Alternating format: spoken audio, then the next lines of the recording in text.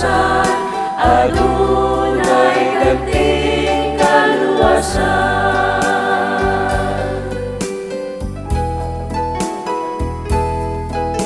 Ang Biblia gituga sa Dios Amahan, nga may kapuslanan alang sa tanan.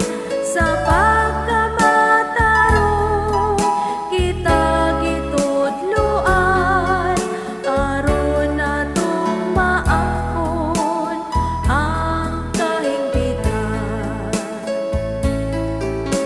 Sa mga igsoon, di ka mabalaka, kay kini nahisulat, aron matuman siya ang magpadayon hangtod sa katapusan, adunay ganting kaluwasan.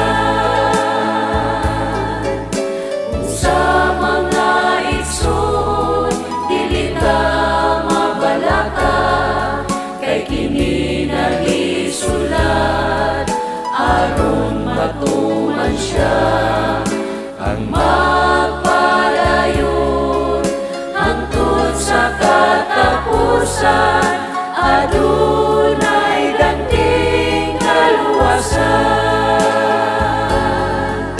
Adunay ganting kaluwasan, kaluwasan.